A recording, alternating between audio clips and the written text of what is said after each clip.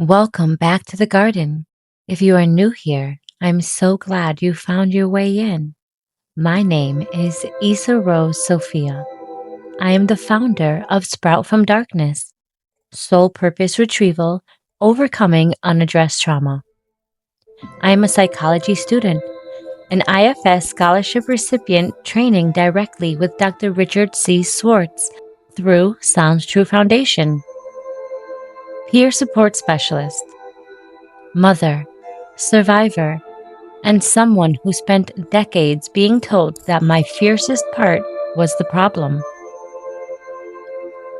This is Sprouted Reflections of Issa Rose.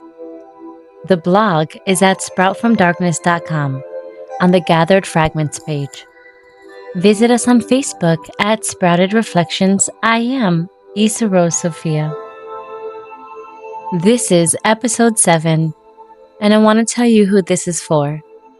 This is for the part of you that got loud when quiet stopped working, the part that got called difficult, defiant, dangerous, the part that refused when the room required compliance, the part that is still in there, still on duty, still standing guard, still doing the job it took on before you were old enough to have chosen it. In this episode, the fierce protective shadow of the triple goddess Trinity of Self gets her full name, and we walk into the spirituality of IFS, unattached burdens, spiritual warfare, and what Dr. Swartz identifies that most standard clinical models cannot hold. This episode is for the demonized one of the triple goddess Trinity. Her name is Lucia de Lilith, and this is her part of our story.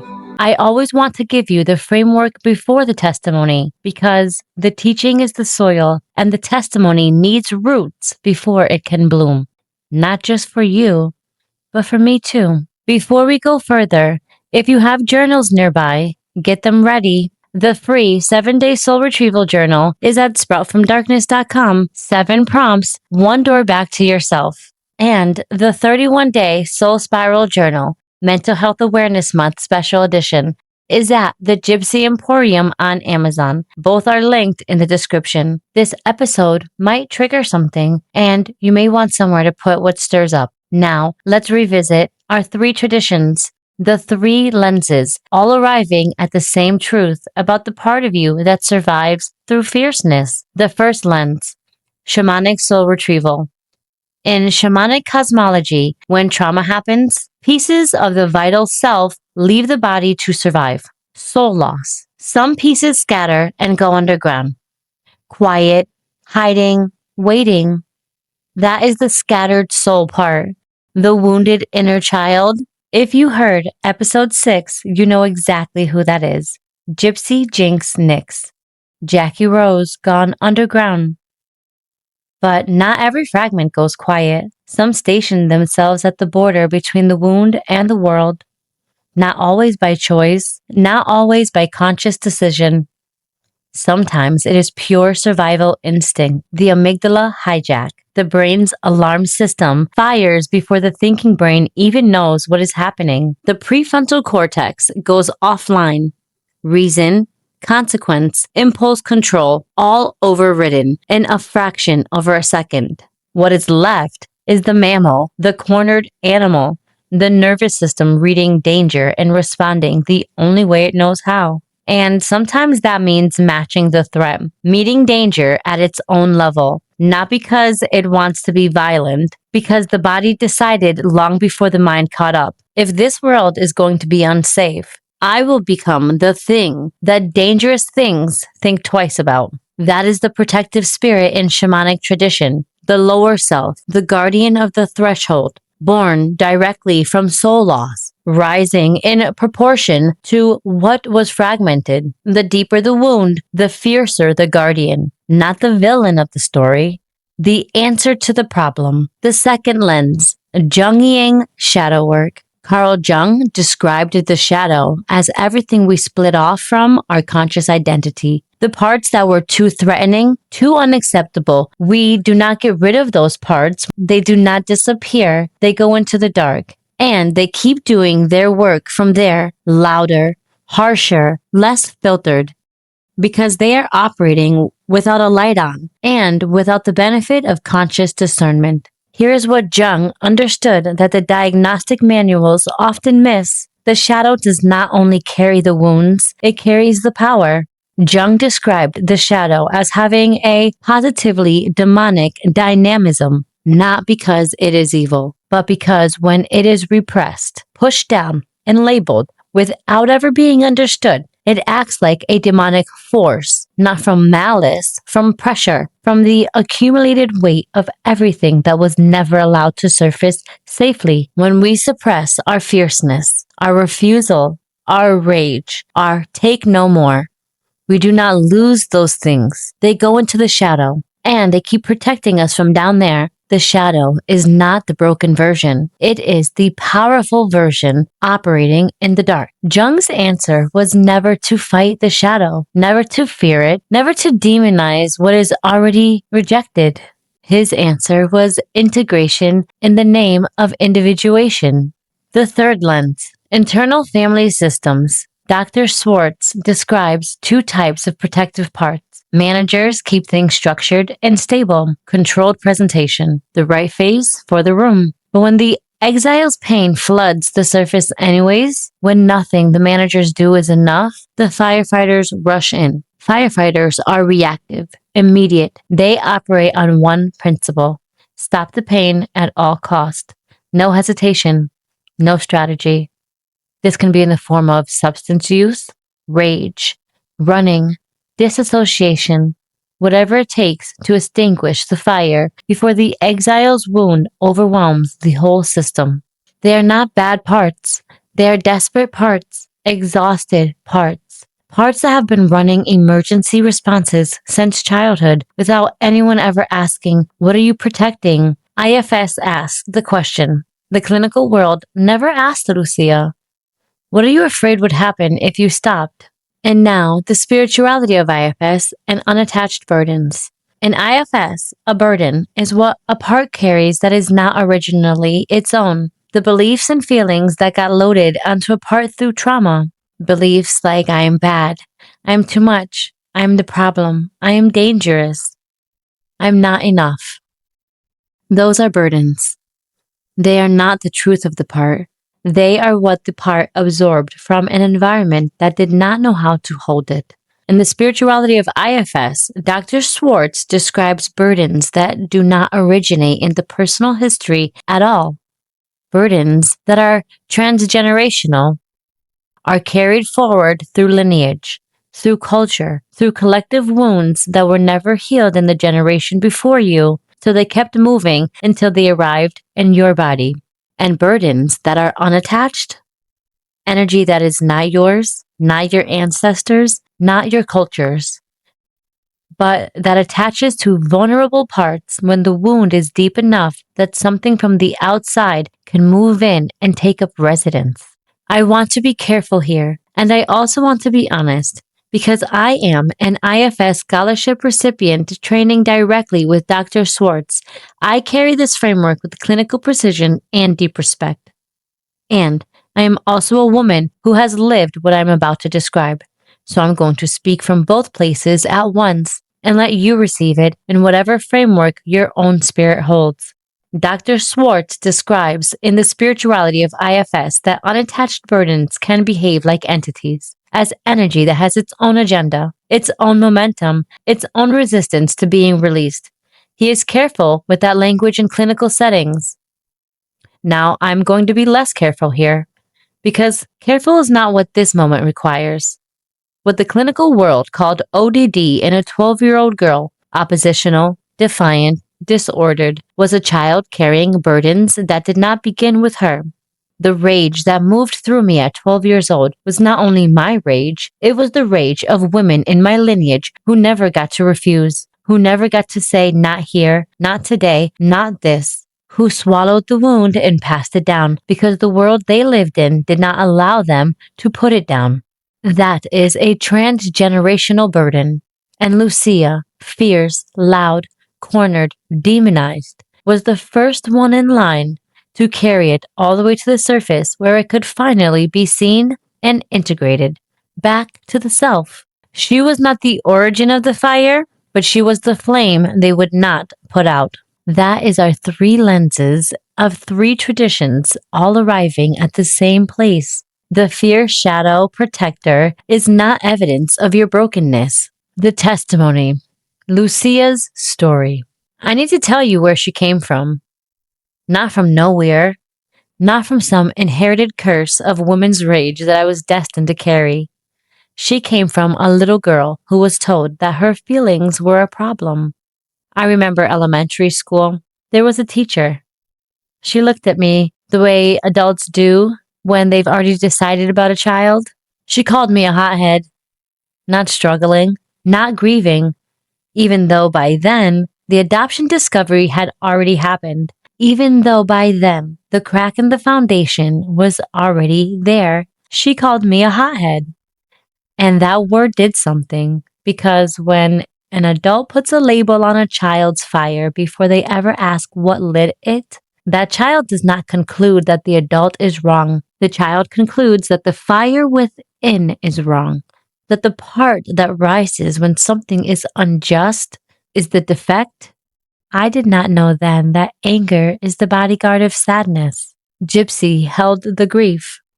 Lucia made sure nobody got close enough to see it because the grief was too much. It had nowhere safe to go because every time the sadness surfaced, the world responded by calling it a behavioral problem. So she got louder.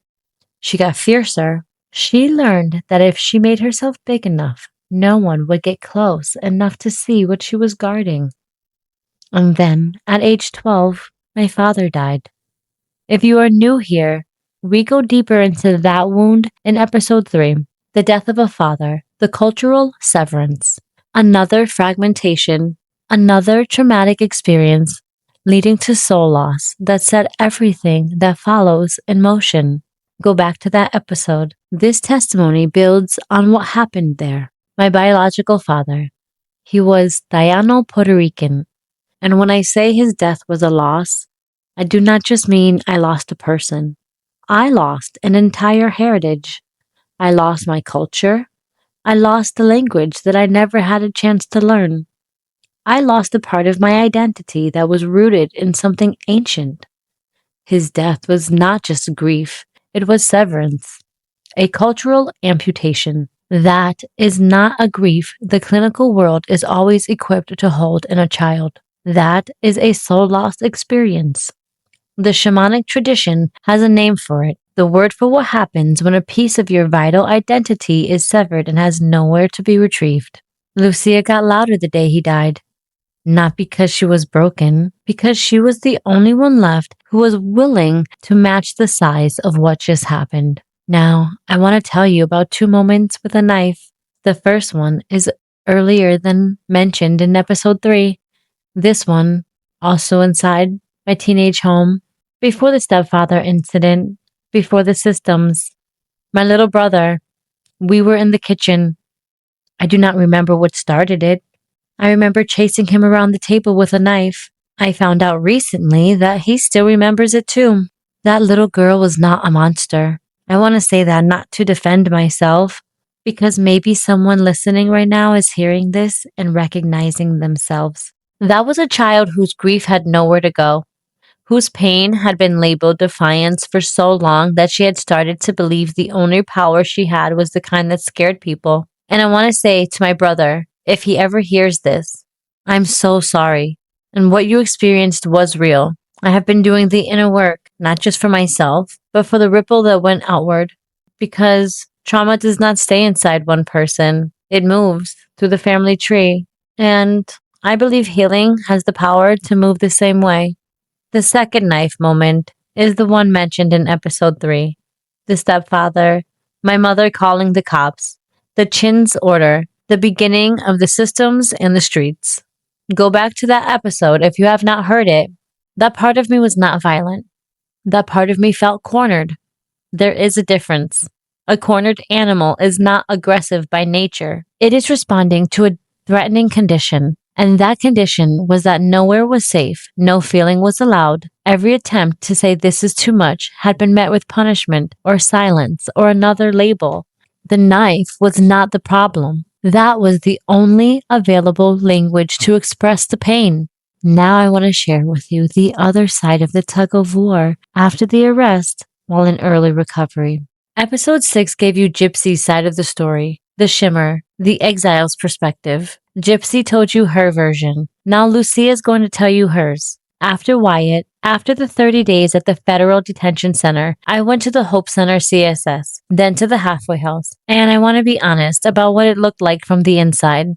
I was still living with addict behaviors, often using substances that would not show up on the test, and I was sleeping with men from the programs. My sponsor named it plainly: sex does not show up on a drug test. Clinically, hyperpromiscuity as a trauma response, the use of sex and substances to get out of the body, to create a biochemical exit from an internal state that was too loud, too painful, too full to sit inside, maladaptive coping, somatic numbing. The lived reality was, I did not know how to be in a room with myself, so I stayed out of myself by any means available. This is not some moral confession.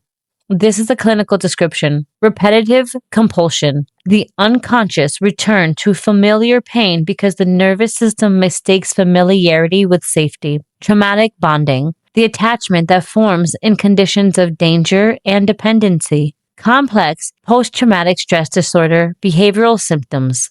Pete Walker, Judith Herman. High-risk behavior as dissociative coping, not character failure, neurobiological escape from unbearable internal states. And underneath all of it, the shadow was running the show. She was the one telling the halfway house she had a doctor's appointment and going to the studio to record lyrical Glamsta's rhymes instead, pushing every boundary of every structure she was placed in. Not because she wanted to self-sabotage the recovery, because every structure she had ever been placed in had failed her. Every institution had labeled her before it helped her. Why would this one be any different? That is not defiance. That is a nervous system doing exactly what it was trained to do.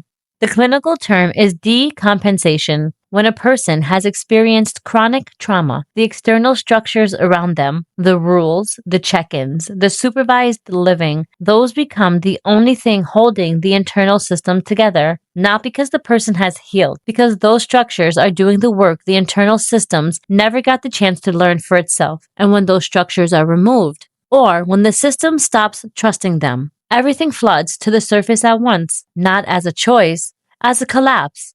The nervous system reverts to its most familiar state. And for our protective shadow, the most familiar state was survival mode, movement, refusal, fire.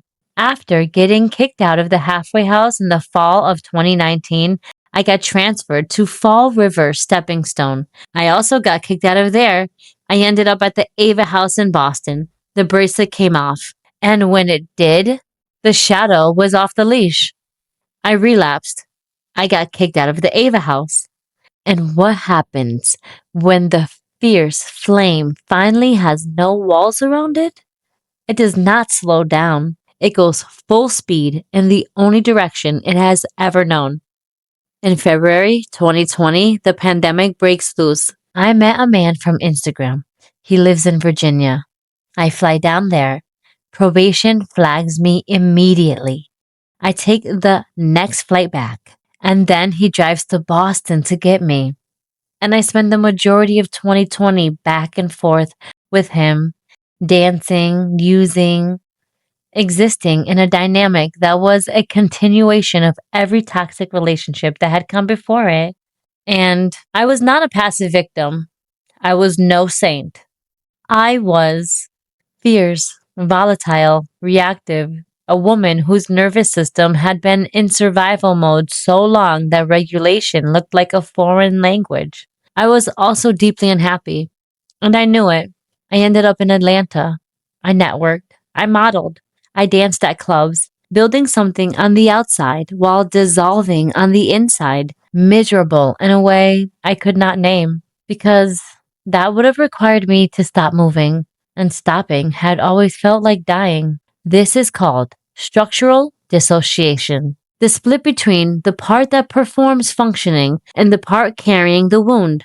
the apparently normal part and the emotional part operating simultaneously. A part keeping everything moving so we never had to feel how far from ourselves we had actually gone. I left him in January 2021. I came home. And the thing about coming home after years of motion is that when you stop moving, everything you were running from catches up. February 2021, I got to see my middle son for his birthday. And shortly after, I had a suicide attempt.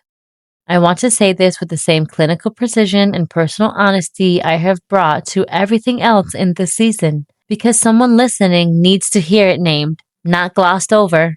And that's what happens when a protective system that has been running since childhood, carrying the grief, the rage, the cultural severance, the abuse, the exploitation, the relapse, the losses, the betrayals, finally reaches the end of what it cannot hold.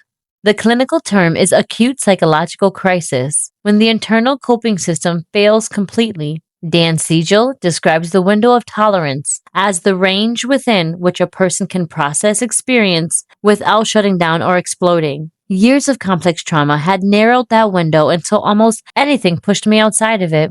The hopelessness I felt in that moment was a symptom, not a truth.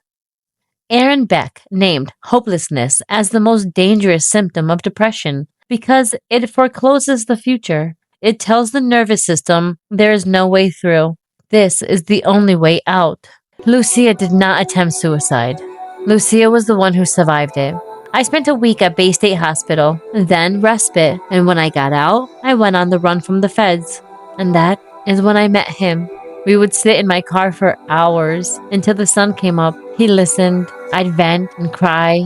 I said things I had never said to anyone. I would not say it has ever been a healthy relationship. It has never been safe in any traditional sense.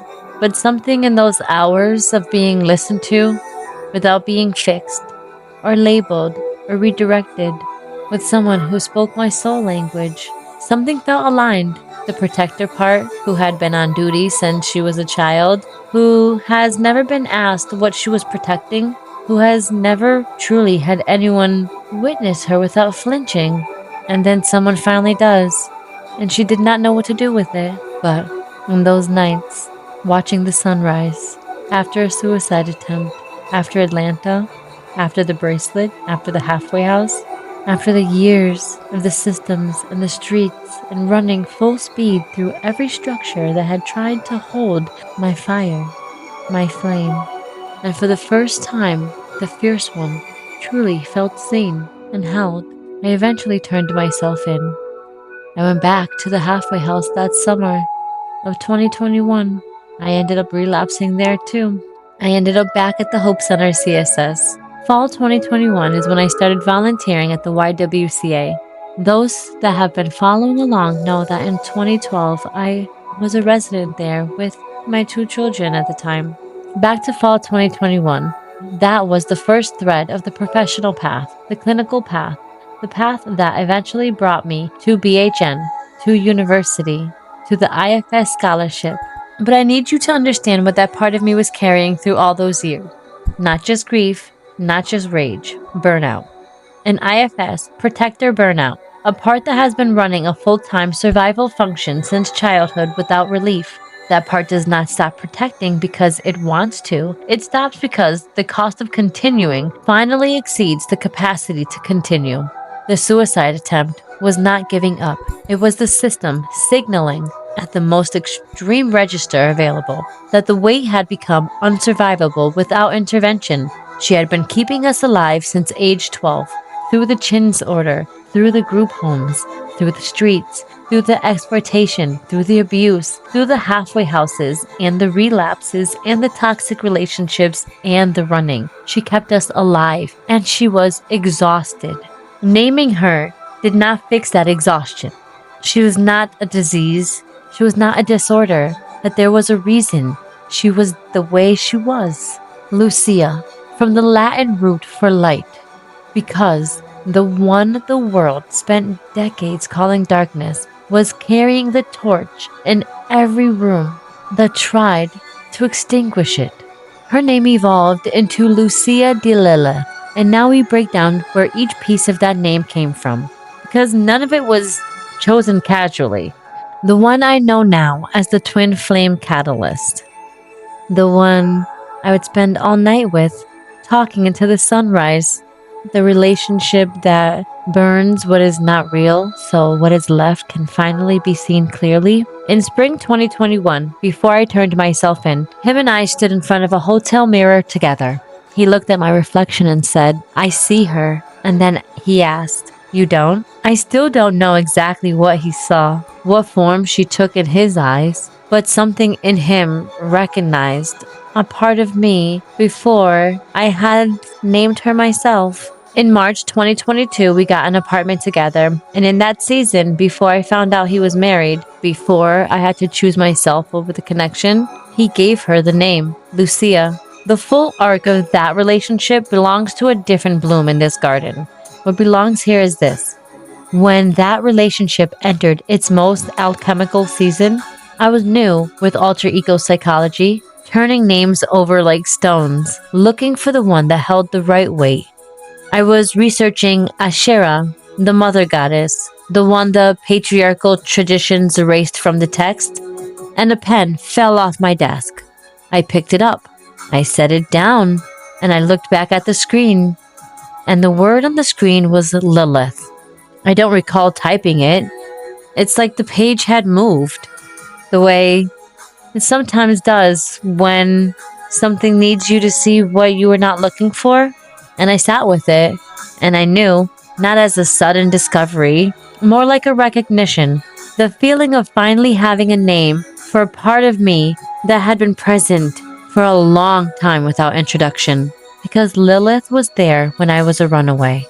She was there every time I ran, from the home, from the systems, from the rooms that required me to be less than what I was.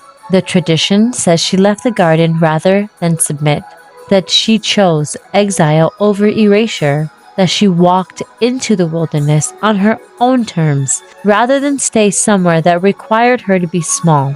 I did not know that story at 12, but something inside me did. Every time a part of me rose up and said, "Not here, not today, not this." That was Lilith's inheritance moving through me. The refusal that predates the wound. The sovereignty that was never broken, only buried.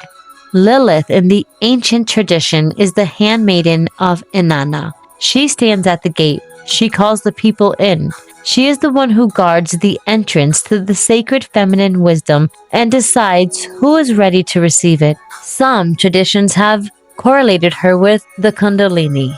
She had been standing at my gate my whole life. The 2022 chapter was when I finally turned around and met her there.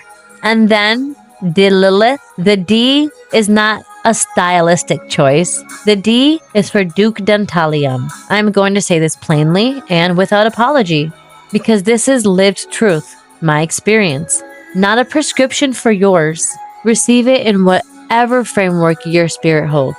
Dantalion is one of the 72 spirits of the Ars Goetia, the grimoire of Solomon, depicted as a figure holding a book, surrounded by many faces. The spirit of the mind, of hidden thoughts, of the knowledge of what people carry beneath what they show, of transformation, of the ability to see through false perception and emerge into truth. He or they were revealed to me in February 2024, around the time of my rebirth, around the completion of Inanna's descent. The Easter weekend resurrection, I was in a spiritual battle, not necessarily depression, not exactly a mental health episode, though the clinical world did have its concerns about that. The kind where you know something is moving against you that is not coming from inside your own psychology, where the weight of what you are carrying does not feel like your own weight alone, where the darkness has a texture that is different from grief, denser, more deliberate, more targeted. This is the spiritual warfare Dr. Schwartz points toward in the spirituality of IFS when he describes unattached burdens that behave like entities, energy with its own agenda, its own resistance to being released.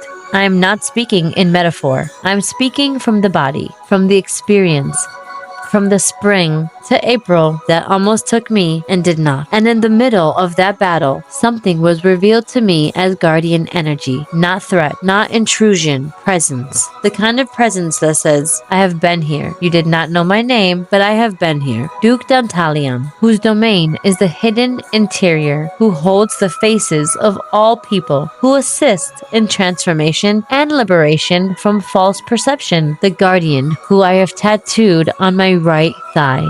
Lucia Dantalion Lilith.